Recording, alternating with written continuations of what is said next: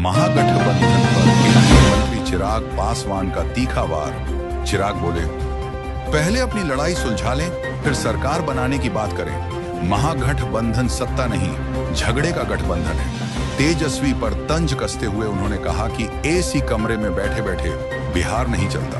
अब याद आया चुनाव, इतने दिन कहां थे। राहुल गांधी और अशोक गहलोत पर तंज कसते हुए उन्होंने कहा कि अब बिहार याद आ रहा है।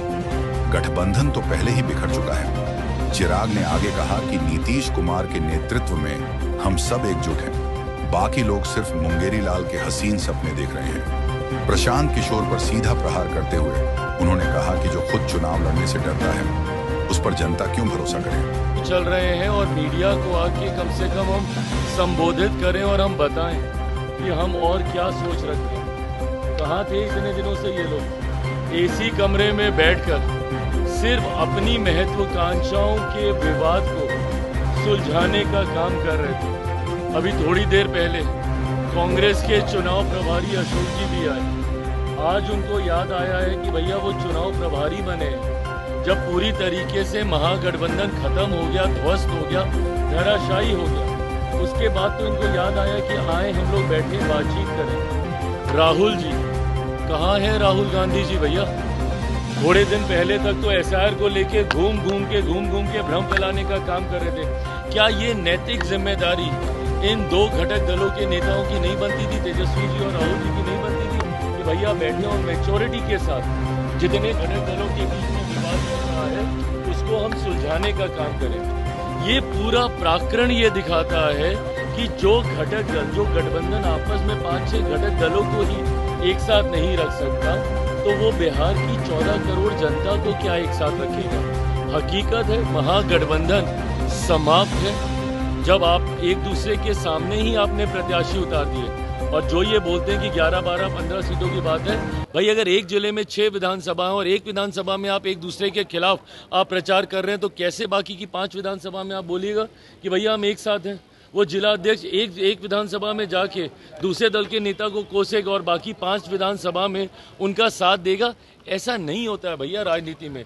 इन लोगों को या तो गठबंधन बनाना नहीं आता, या संभालना नहीं आता, या निभाना नहीं आता। जो भी हो, बिहार की जनता ये समझ चुकी है कि बिहार इनके हाथ में तो कम से कम नहीं सौंपा जाएगा। जो गठबंधन को नहीं संभाल सकता वो बिहार नहीं संभाल सकता। राहुल गांधी जलेबी तो वहाँ पे भी जाके बांट रहे थे भैया। हरियाणा में क्या हुआ? हरियाणा के चुनाव के वक्त भी तो जलेबी खाने का ही ना काम कर रहे थे। तो जब उस वक्त उनको वो जलेबी हजम नहीं हुई, तो आज यहाँ पे छानने के बाद भी क्या होगा। जो परिणाम हरियाणा में हुआ है, कांग्रेस जैसे वहाँ पे मुंह के बल गिरी है, वैसे ही यहाँ पे महागठबंधन का भी हर्ष होगा। सिर्फ 14 नवंबर तक का इंतजार करना पड़ेगा। कहते हैं कि बिहार में राहुल गांधी के नेतृत्व में चुनाव लड़ा जाए, तेजस्वी के नेतृत्व में जो बात चल रही है। तो अब ये बताइए, ये कहाँ की एकता महागठबंधन के भीतर? हम में से घटक दलों ने किसी को बोला कि मुख्यमंत्री नीतीश कुमार जी के नेतृत्व से किसी को एतराज है? हम सब एक साथ एक सुर में मुख्यमंत्री नीतीश कुमार जी के नेतृत्व में 5 दल एक साथ आगे बढ़े। 5 दलों के बीच में सीटों की संख्या का बंटवारा, सीटों का चयन, प्रत्याशियों का नामांकन, प्रचार में उतरे हुए हैं भाई हम लोग। जो नेता प्रतिपक्ष मुख्यमंत्री नीतीश कुमार जी के स्वास्थ्य को लेकर तरह तरह की बातें करते हैं भैया, वो व्यक्ति प्रचार कर रहे हैं। आप क्या कर रहे हैं? इसी कमरे से अभी तक निकलने का आपको फुर्सत नहीं मिला। अभी तक इनमें से कोई प्रचार में नहीं उतरा, जबकि सारे नामांकन पूरी तरीके से समाप्त हो चुके हैं। ये तो गंभीरता दर्शाता है इनकी चुनाव को लेकर। चुनाव से बाहर चले गए।